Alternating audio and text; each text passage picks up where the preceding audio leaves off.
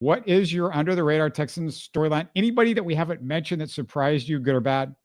Okay, yeah. So Kalen Bullock's been a guy that kind of a lot of people have talked about. He's had an extraordinary camp. He was a guy that maybe coming after his rookie year, I wasn't as high on him as some other people. I think people were kind of pushing like for rookie of the year. I never really thought that's how well he played. I thought Kamari was better than him. But I think the biggest thing for him is taking better angles on plays. Maybe not trying to. He has the speed to go make a play, but he kind of overdoes it or maybe misses an angle.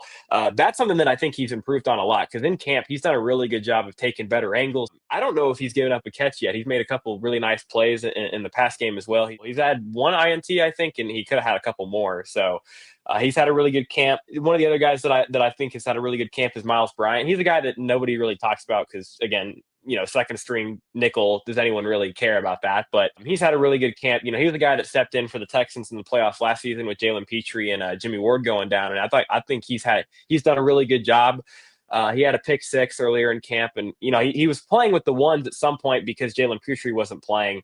So he's a guy as well that I think has done a really good job, and I think he's kind of locked himself into making this team.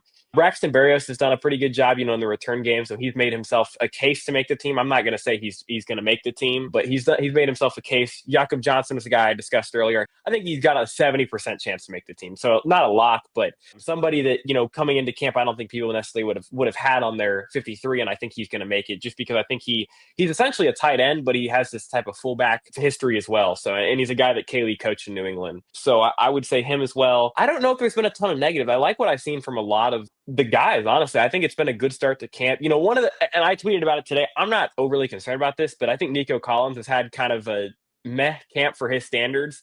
But I don't think he had a great camp last year either. And he just goes out there in the season and he puts up 1,500 yards and 12 touchdowns or whatever he had. So I'm not overly concerned about something like that.